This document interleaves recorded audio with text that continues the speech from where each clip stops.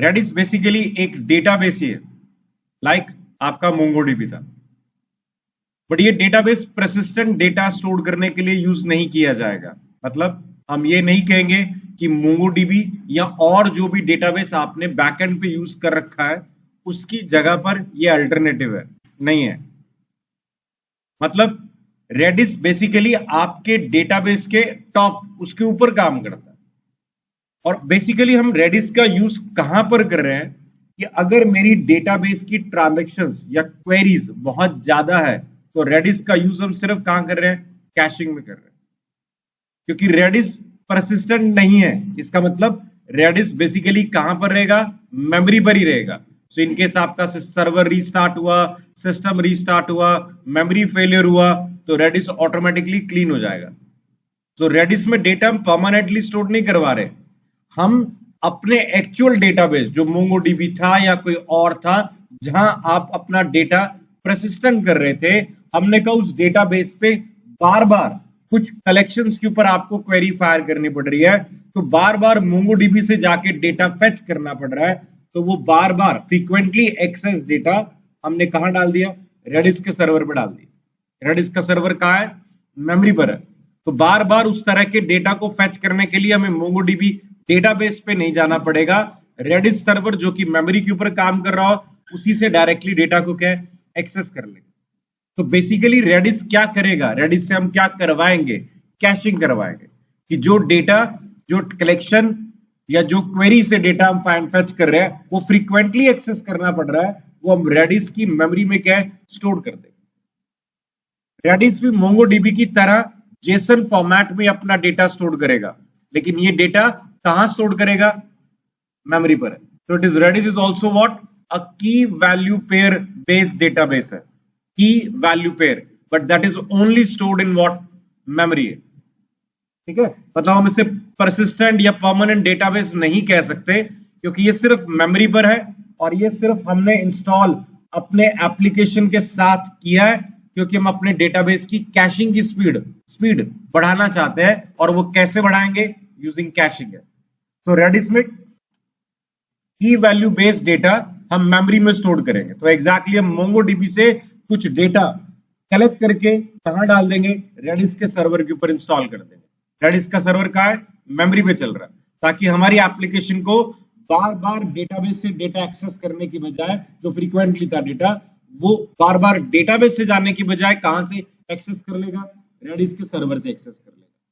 So we normally सी, जब reddish का installation या रेडिस का कैशिंग प्रोसेस हम अपने एप्लीकेशन के ऊपर अप्लाई करते हैं, एप्लीकेशन की speed 50 times, 100 to 50 time increase हो जाती है जब आपकी वॉल्यूम ट्रांजेक्शन ज्यादा हो, बार बार आपको क्वेरी से डेटा फेच करना पड़ा है। In that case Redis is what, helpful. But Redis importantly Linux की टर्मिनल पर ही इंस्टॉल होगा, विंडोज के टर्मिनल पर भी इंस्टॉल होता है, बट बहुत टिपिकल प्रोसेस है। ठीक है, अधिकतर लिनक्स के टर्मिनल और एप्पल मैक के टर्मिनल पर इंस्टॉल करते हैं। हालांकि जैसे अभी हमें विंडोज पे काम करना है तो हम विंडोज में क्या डालेंगे, विंडोज सब सिस्टम फॉर क्या है, लिनक्स डालेंगे, सब system for Linux. It is a kind of what, Linux terminal on Windows. ये तो हम विंडोज पे लिनक्स इंस्टॉल कर रहे हैं, not completely install, we are just installing the web subsystem, Windows subsystem है। तो पहले तो विंडोज सब सिस्टम इंस्टॉलेशन के प्रोसेस बता रहा हूं, रेडिस सर्वर आपको अपने सिस्टम पे इंस्टॉल करना है उसका प्रोसेस बता रहा हूं। सबसे पहले आपको पावर शेल में जाना है, कुछ चीजें मेरे पास इंस्टॉल्ड है, कुछ मैं भी आपके साथ साथ ही करूंगा। पावर शेल में रन एज एडमिनिस्ट्रेटर, हम पावर शेल स्टार्ट कर रहे हैं और यहां पर आपको कमांड देनी है wsl-install, wfl double hyphen and what, install. ठीक है, इस कमांड से विंडोज सब सिस्टम मेरे सिस्टम पे इंस्टॉल होगा। उस सब सिस्टम को मुझे बताना होगा कि आप क्या यूज करोगे, ऑपरेटिंग सिस्टम यूज करोगे कॉल्ड लिनक्स। तो लिनक्स का कौन सा वर्जन हमें रिक्वायर्ड है वो भी अभी देना होगा। तो wsl double hyphen install, wsf hyphen install, क्योंकि मेरे सिस्टम पर प्री इंस्टॉल्ड था इसलिए उसने डायरेक्टली इंस्टॉलिंग स्टार्ट कर दिया किसकी, उबुंटू की। अदरवाइज WSL इंस्टॉल होगा और उसके बाद आपको ये वाला उबुंटू का सॉफ्टवेयर इंस्टॉल करना है। ये दोनों सॉफ्टवेयर इंस्टॉल होते होंगे, उसके बाद एक और प्लगइन इंस्टॉल होगा जिसके थ्रू हम अपने विंडोज के ऑपरेटिंग सिस्टम के ऊपर लिनक्स के एप्लीकेशंस को एग्जीक्यूट करेंगे, क्योंकि मुझे विजुअल स्टूडियो विंडोज मोड में नहीं लिनक्स मोड पर चलाना। विजुअल स्टूडियो कोड पर आते हैं। विजुअल स्टूडियो कोड में भी विंडोज सब सिस्टम इंस्टॉल होने के बाद एक एक्सटेंशन वो और इंस्टॉल करेगा कॉल्ड WSL। अपने आप ही जैसे WSL पे आओगे यहां पर वो अपने आप ही कह देगा I need an extension called WSL, मतलब विंडोज सब सिस्टम। दिस इज विंडोज सब सिस्टम WSL इंस्टॉल करने के बाद जैसे विजुअल स्टूडियो दोबारा ओपन करोगे ऑटोमेटिक मैसेज आपके पास आएगा कि आपने विंडोज सब सिस्टम क्यों इंस्टॉल करा है। तो विजुअल स्टूडियो को लिनक्स पे चलाने के लिए मुझे एक एक्सटेंशन रिक्वायर्ड होगा कॉल्ड WSL।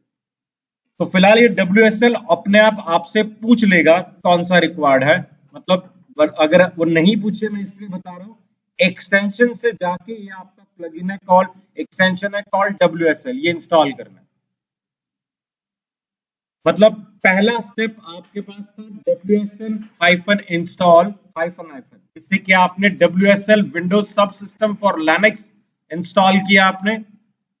सेकंड स्टेप आपका विजुअल स्टूडियो जैसे ही ओपन करोगे आफ्टर इंस्टॉलेशन ऑफ WSL वो आपको कहेगा कि आपने क्योंकि WSL इंस्टॉल किया हुआ है उसे विजुअल स्टूडियो पर एग्जीक्यूट करने के लिए एक एक्सटेंशन रिक्वायर्ड है कॉल्ड WSL, वो इसे इंस्टॉल करेगा। इनकेस नहीं पूछता तो आपको एक्सटेंशन में जाके ये WSL वाला एक्सटेंशन क्या है ओपन करना है। इस एक्सटेंशन को इंस्टॉल होने के बाद एक बारी वो रीस्टार्ट मांगेगा। रीस्टार्ट के बाद ही नेक्स्ट टाइम विजुअल स्टूडियो के बॉटम पर देखना आपके सामने एक ऑप्शन आ रहा है green colour, open a remote window WSL। अब ये मुझसे कह रहा है open connect to what WSL और connect using what a distribution है, मतलब आपको WSL विंडोज सब सिस्टम पर जाना है बट लिनक्स का कौन सा टर्मिनल यूज कर रहे हो वो बताना है। तो यहां जैसे मैंने अभी इंस्टॉल नहीं कर रखा like no WSL distributor is found, Ubuntu install नहीं है, सो ऐड डिस्ट्रीब्यूटर में जाओगे तो ऑटोमेटिकली वो ओपन कर देगा, या तो यहीं से उबुंटू आ जाएगा और एल्स आप यहां से भी इंस्टॉल कर सकते हो। दूसरा ऑप्शन मैं आपको बता रहा था, पहला ऑप्शन तो आपने देखा ही कि यहीं पे क्लिक करने पर कनेक्ट टू WSL, वो कह रहा है डिस्ट्रीब्यूशन वर्जन कोई इंस्टॉल नहीं है, ऐड डिस्ट्रीब्यूशन वर्जन की लिस्ट सामने दे देगा कौन सा लिनक्स ऑपरेटिंग सिस्टम आपको इंस्टॉल करना है। आप सिलेक्ट कर सकते हो उबुंटू, यहीं से इंस्टॉल करना स्टार्ट कर देगा। और यहां से भी अगर ना करे तो हमने कहा था माइक्रोसॉफ्ट स्टोर,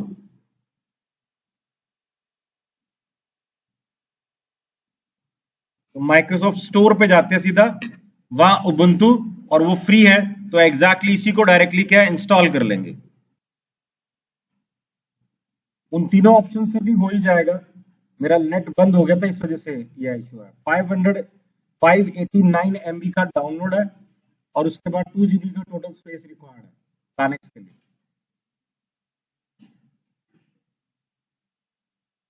ये इंस्टॉलेशन के टाइम पे दो इंपॉर्टेंट चीजें आपसे पूछेगा लिनक्स सब सिस्टम के लिए, user name and what password.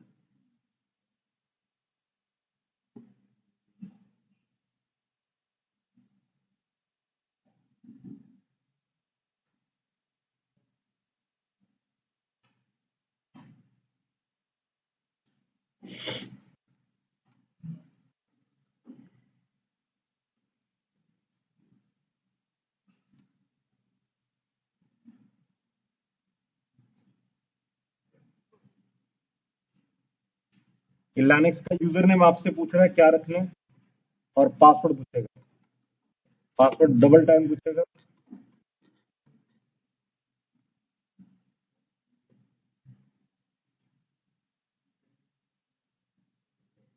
ना अभी ये सॉफ्टवेयर प्रॉपर्ली इंस्टॉल्ड है। तीन चीजें देखना ध्यान किया आपने इंस्टॉल की है, one is WSL double icon install, visual studio में WSL का प्लगइन एंड WSL का डिस्ट्रीब्यूशन वर्जन कॉल्ड उबुंटू। हमने ये तीन चीजें इंस्टॉल की है। सो अब स्टार्ट करते हैं जरा। मैं विजुअल स्टूडियो कोड पर आया हूं, फिर से वही WSL रिमोट विंडो से ओपन करना चाहूंगा।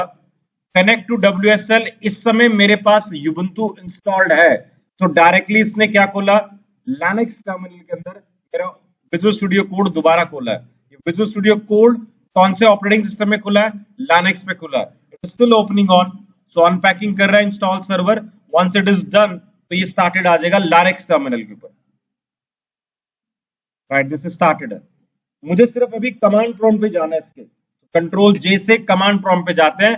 We will see command prompt कौन सा आ रहा है, बैश का आ रहा है आपके पास। क्लियर है, bash that is what, Ubuntu का टर्मिनल आपके पास है। और टर्मिनल में हमारे पास नॉर्मली क्या आता है, हैश या dollar symbol. Hash is for what, administrator. ये हमारे पास इंस्टॉल्ड हुआ है। क्लियर हुआ। अभी तक के स्टेप में हमने सिर्फ अपने विंडोज ऑपरेटिंग सिस्टम के ऊपर एक विंडोज सब सिस्टम फॉर लिनक्स डाला है, सो दैट कि विंडोज के अंदर हम लिनक्स टर्मिनल को क्या एक्सेस कर सके। विजुअल स्टूडियो में हमने क्या डाला था, एक प्लगइन, जिसके थ्रू उसने मुझे हेल्प किया कि मेरे इंस्टॉल्ड उबुंटू वर्जन से कनेक्ट करके विजुअल स्टूडियो ओपन कर दिया।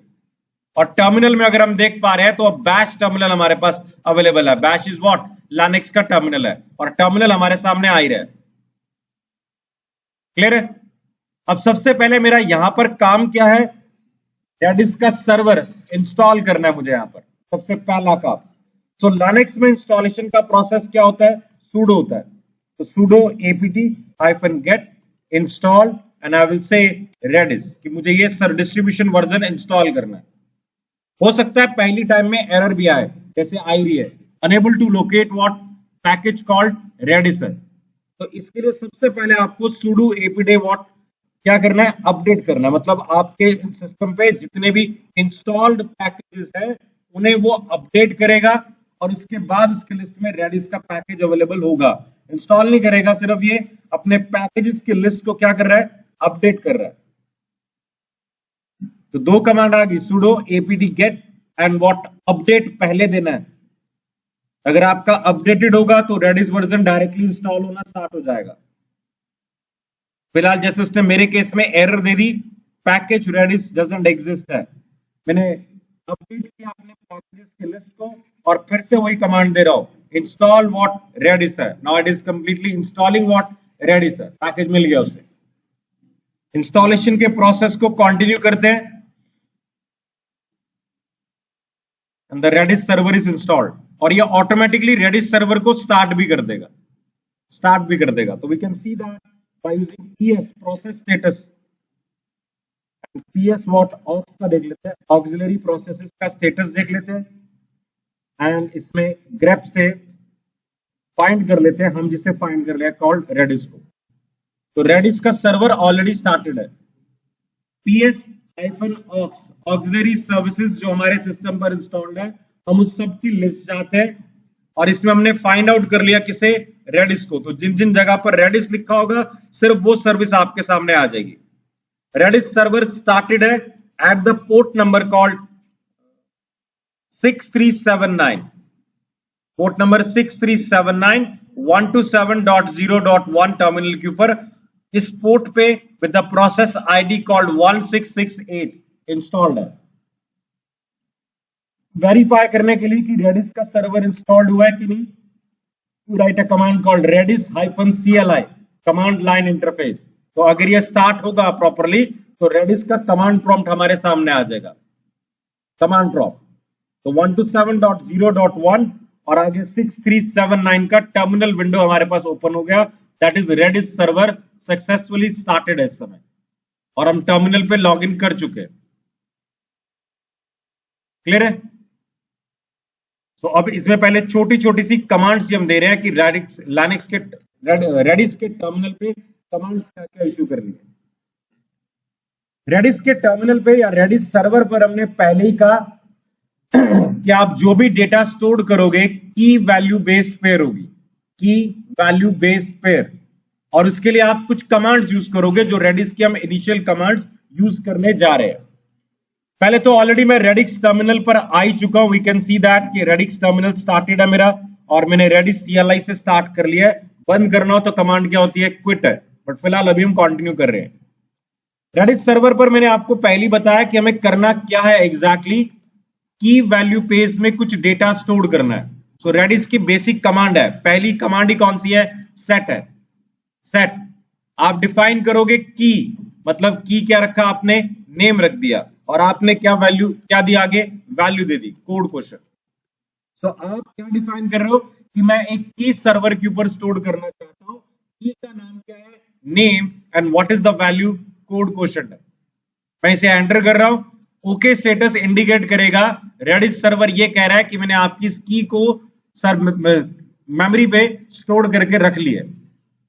टू वेरीफाई दैट कि क्या ये की स्टोर्ड है कि नहीं है, we use get and what the key, get and name. क्या आपको बताएगा कि अगर नेम नाम से की एग्जिस्ट कर रही है तो उसकी वैल्यू क्या स्टोर्ड है। जैसे अगर मैं उसे कह दूं गेट कुछ भी एबीसी, ऐसी कोई की हमने स्टोर्ड नहीं की तो वैल्यू क्या आ रही है, निल है। There is no value assign to this key. जो वैल्यूज असाइन थी उनके केस में देता रहेगा अपने। ऐसी जितनी मर्जी कीज, की वैल्यू पेयर आप रेडिस के सर्वर पे स्टोर करवा सकते हो। लाइक एज कॉलन 20 दे दिया तो एक और की स्टोर हो जाएगी, सॉरी सेट, तो सेट एज कॉलन 20 तो एक और की क्या है, डिफाइन होगी। सो मल्टीपल कीज डिफाइन होगी।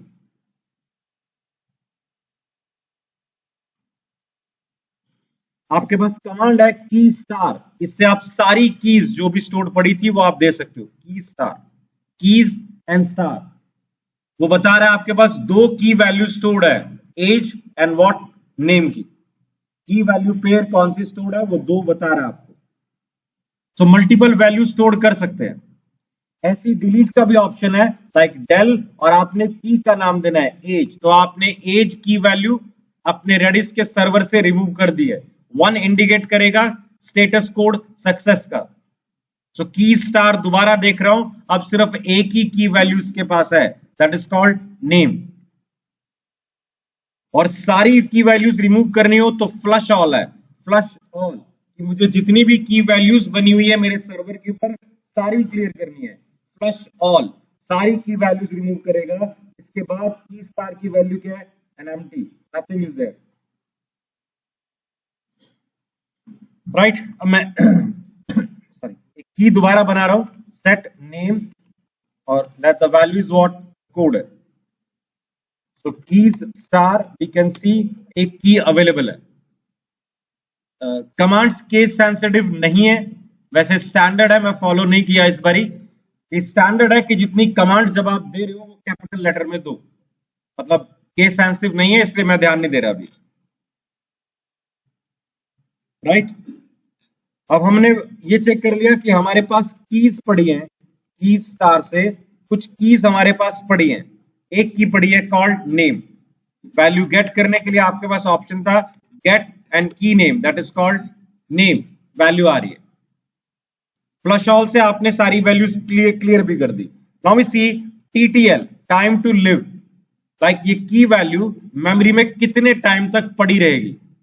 की वैल्यू जो हमने बनाई थी कॉल्ड नेम, मेमोरी में कितने टाइम तक पड़ी रहेगी। The key value is currently what, -1। -1 indicate कर रहा है इसका कोई एक्सपायरी पीरियड डिफाइन नहीं है, मतलब ये पड़ी रहेगी जब तक आप इसे डिलीट नहीं करते या सर्वर रीस्टार्ट नहीं होता। टीटीएल है टाइम टू लिव।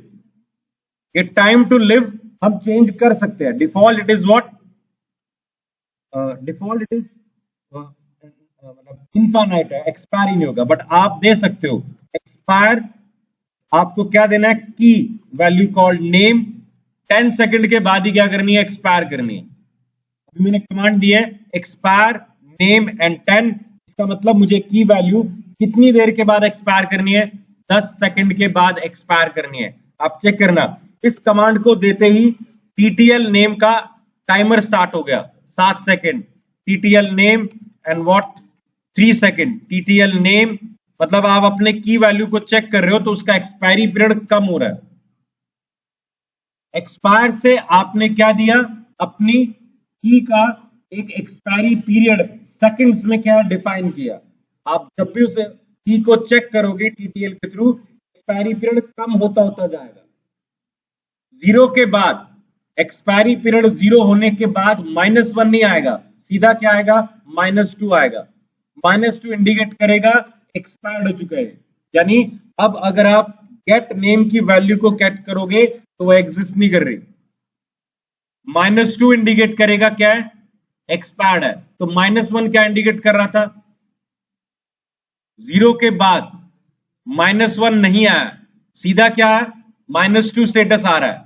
-2 ये इंडिकेट करेगा आपका ये की एक्सपायर हो चुका है।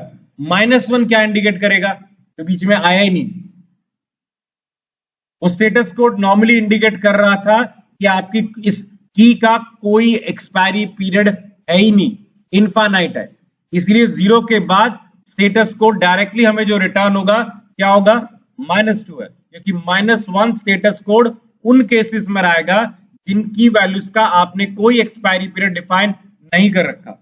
जैसे अभी मैं अगर सेट हमने बनाया था कॉल्ड एज वैल्यू 20, कोई एक्सपायरी पीरियड डिफाइन नहीं किया, तो इसका टीटीएल का स्टेटस क्या आएगा, -1 आएगा, जो इंडिकेट करेगा the expiry is what, infinite है। तो -1 is what, infinite, -2 is what, expired, और बीच में कोई और न्यूमेरिक वैल्यू का मतलब how much time is left है, like 7 second left, 3 second left, और else it is what, expire है।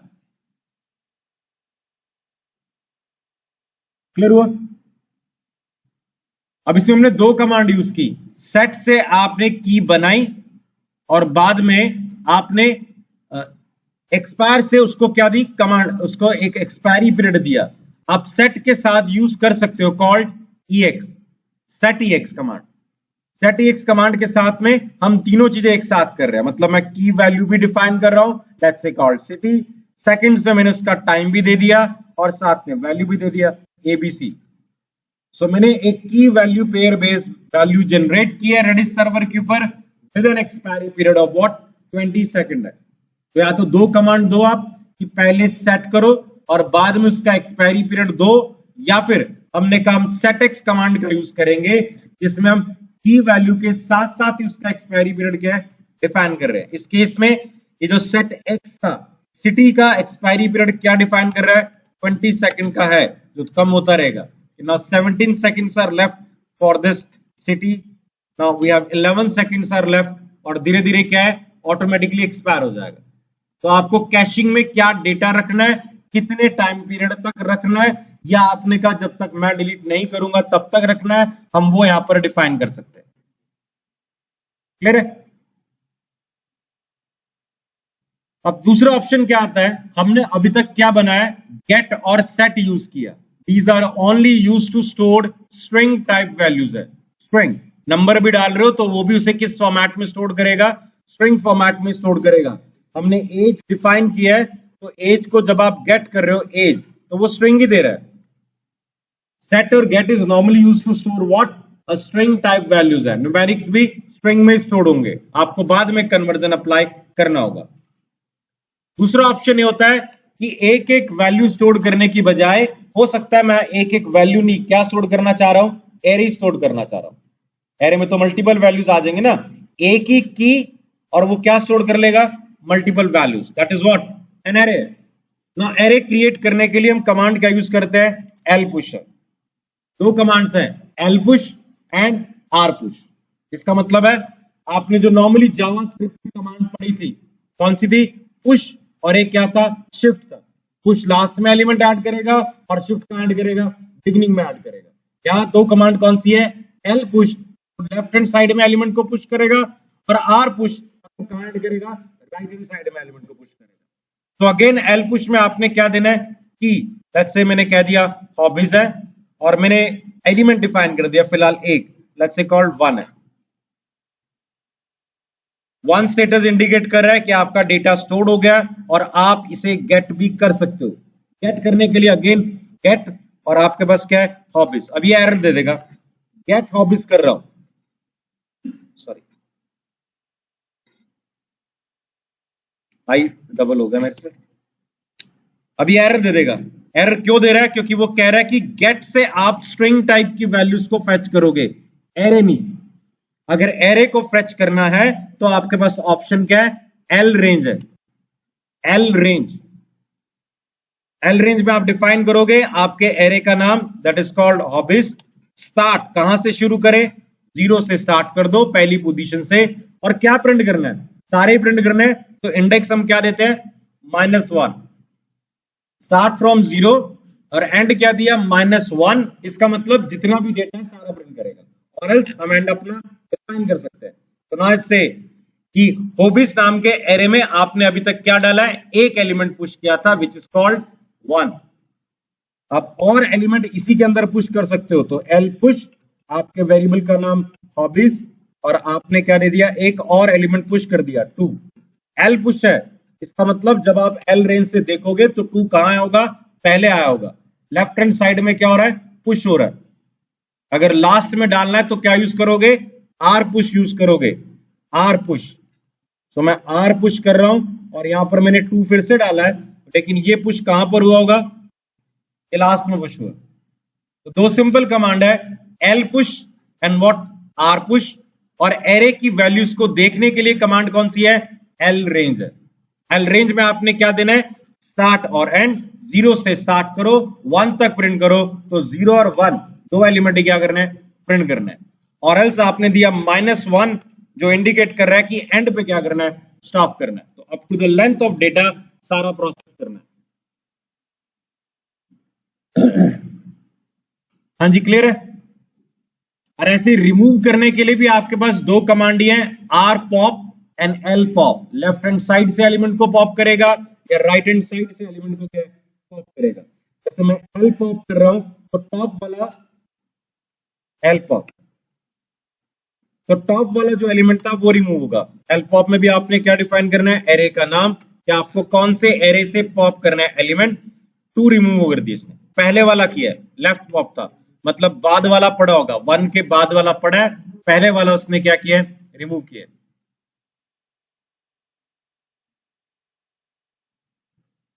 क्लियर है।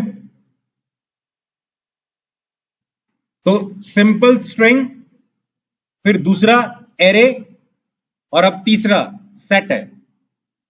सेट, सेट भी एक तरह से क्या था, एरे की तरह ही होता है। सिर्फ सेट में एक इंपॉर्टेंट प्रॉपर्टी, पहला मतलब इंपॉर्टेंट प्रॉपर्टी क्या होती है, यूनिक। सेट में हमेशा एलिमेंट क्या जाएंगे, यूनिक जाएंगे। तो आप डुप्लीकेट एलिमेंट डालोगे वो आपको मना कर देगा। तो आपने पढ़ी स्ट्रिंग टाइप वैल्यूज करने के लिए गेट और सेट कमांड, एरेज के लिए एल पुश और आर पुश कमांड, और सेट के लिए एस एड कमांड है, एस एड। तो एस एड, मुझे सेट एक क्रिएट करना है, तो एस एड सेट एक क्रिएट करना है, और सेट का नाम हमने क्या रखा, लाइक एग्जाम्स रख दिया, एग्जाम्स, राइट। और इसके अंदर हम क्या स्टोर करेंगे, वैल्यू स्टोर करेंगे। सो लेट्स से कि मैंने डाल दिया फर्स्ट है, दैट इज माय मेंबर है। वी कॉल्ड एज सेट के क्या कहलाते हैं, मेंबर्स कहलाते हैं। फर्स्ट एक मेंबर ऐड कर दिया, स्टेटस 1, मतलब एडिड है प्रॉपरली। अगर मैं दोबारा से एग्जाम्स के अंदर ही ये सेट करने की कोशिश करता हूं, दोबारा से फर्स्ट को, तो वो क्या देगा, स्टेटस कोड 0 दे रहा है, मतलब ये ऐड उसने नहीं किया, क्योंकि ऑलरेडी आपके सेट में सिमिलर एलिमेंट क्या था, एडिड था। यूनिक प्रॉपर्टी ये इंपॉर्टेंट है उसकी। सेट के एलिमेंट्स को चेक करने के लिए हम क्या यूज करते हैं, एस मेंबर्स है, एस मेंबर। सेट के मेंबर्स देखने हैं, कौन से सेट के, एग्जाम से, तो एक ही है मेंबर। मैंने 2 बार ऐड किया था, दूसरी बारी क्योंकि वो यूनिक के कारण उसने अपने आप ऐड नहीं किया। और कोई नया ऐड करोगे, ठीक है, तो वो ऐड कर ही देगा। सेट की इंपॉर्टेंट प्रॉपर्टी सिर्फ यही थी, वो भी एक तरह से क्या है, एरे है, एलिमेंट्स को ऐड ही करेगा। लेकिन इंपॉर्टेंट प्रॉपर्टी क्या है, एलिमेंट्स हमेशा क्या होंगे, यूनिक होंगे। और सेट में एलिमेंट्स ऐड होगा, so we can not specify ये पहले ऐड हो या बाद में ऐड हो। सेट के अंदर एलिमेंट्स हैं, एरे की तरह नहीं है कि सीक्वेंशियली स्टोर्ड पड़े है 0 1, तो आपको कहना है पहले डालना है बाद में डालना है। सेट में सिर्फ आपको एलिमेंट्स ऐड करना है, और सेट के एलिमेंट्स को देखने के लिए क्या है, आपके पास एस मेंबर्स है। ऐसी सेट में से एलिमेंट को डिलीट भी किया जा सकता है, which is again called S del है, कि आपको एक एलिमेंट डिलीट करना है, और डिलीट करते हुए आपको क्या पास करना है, एग्जाम्स वाले एरे सेट में से आपको एक एप्पल नाम से एलिमेंट को क्या करना है, रिमूव करना है। एस सॉरी हल्का हल्का सा चेंज है, this time it is not delete, it is REM remove करना।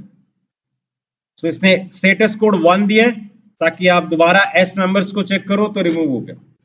तो बेसिक कमांड्स हमने क्या पढ़ा, स्ट्रिंग के केस में get and set, array case में एल पुश आर पुश, और कमांड क्या थी डेल, और सेट्स के केस में क्या है S add, S members and S del, S remove. ये सेट है, और सेट का मॉडिफायर क्या होता है हैश टेबल। हैश टेबल में भी वैल्यू किस तरह से स्टोर होती है, की वैल्यू पेयर बेस्ड है। तो अब हम क्या कर रहे हैं, बेसिकली नेस्टेड बना रहे हैं। ऑलरेडी जो हमें की बनाते हैं हमें पता है that is a key value pair based है, लेकिन की वैल्यू पेयर बेस्ड के अंदर जो हम वैल्यू डाल रहे हैं वो फर्दर से क्या है, एक और की वैल्यू बेस्ड पेयर है, मतलब क्या है वो हैश है। तो हम की में क्या स्टोर कर रहे हैं, एक हैश सेट स्टोर कर रहे हैं, और हैश सेट क्या होता है, फर्दर एक क्या होता है, की वैल्यू पेयर होता है। तो मतलब हमने सिर्फ क्या किया, नेस्टेड की वैल्यू पेयर जनरेट किया हैश सेट से। हैश सेट की और प्रॉपर्टी क्या होती है, सॉर्टेड और क्या रहेगा, यूनिक। तो हैश सेट के लिए कमांड आपके पास कौन सी है, एच सेट है।